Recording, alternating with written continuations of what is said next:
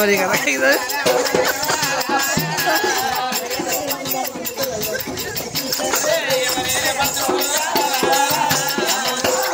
మరి కదా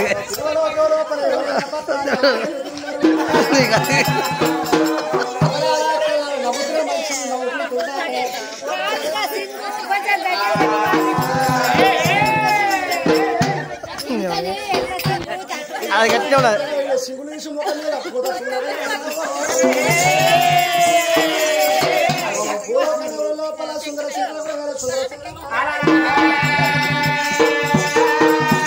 సుందరసేన మహారాజు భార్య కన్న తల్లి సుందరదేవి ఫలం ఉన్నదాగదంటారు పాపం ఉన్నదాగది కళ్యాణం వచ్చినా ఇది కక్కచ్చినా ఇదంటారు పుణ్య కొద్ది పురుషుడు అంటారు దాని కొద్ది పిల్లలు అంటారు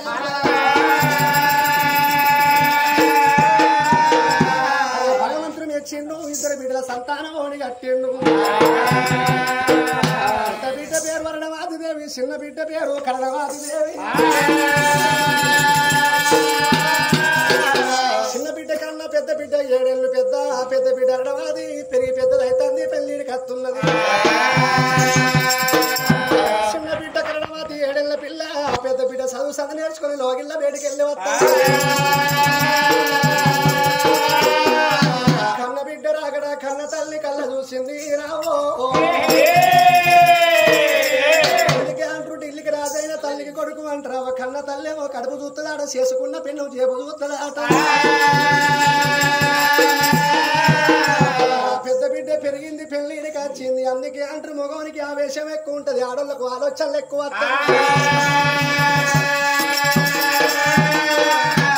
సుందరదేవి ఏమనుకున్నది ఇద్దరు బిడ్డల కన్నా నా పెద్ద బిడ్డ పెరిగి పెళ్లికి వచ్చింది పెద్ద బిడ్డకు పెళ్లి చేసి నా పెద్ద బిడ్డను అత్తగారింటికి వెళ్ళ కొడితే నా సగం బరువు దిగిపోతుంది అనుకున్నది బిడ్డని అన్నా పెట్టుకొని లోగిళ్ళ వేడికల్లా వచ్చిన బిడ్డకు అన్నం అన్నా పెట్టినది పరి కన్న తల్లి చేత కన్న బిడ్డ కవలం అన్నం తిన్నది ఆ లోగిళ్ళల్లో ఉండని అందుకే అంటారు సతికి ఆపదత్తే బతి అంటారు బతికి ఆపదత్తే సతి అంటారమ్మా భార్యలో లోపల ఉన్న మాట భర్తతో చెప్పుకోవాలి భర్త లోపల ఉన్న మాట భార్యతో చెప్పుకోవాలి సుందరదేవి భర్త బయటకు వచ్చింది నాదా మనం ఇద్దరు బిడ్డలుగా అన్నావు నాదా పెద్ద బిడ్డ పెరిగింది పెళ్లికి వచ్చింది 6 రోజులు మంచిగా లేవు దినాలు మంచిగా లేవు నాదా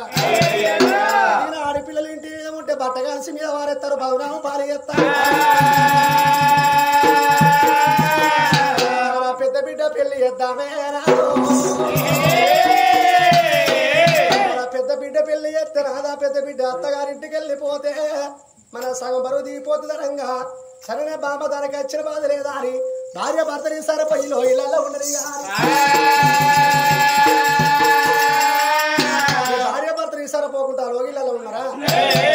సంగతి ఇక్కడ ఉన్నాక విశ్వాలనగరం లోపల పిల్లగాడు క్షత్రియ మహారాజు క్షత్రియ మహారాజు చిన్నప్పుడు తల్లి చచ్చిపోతే మంత్రి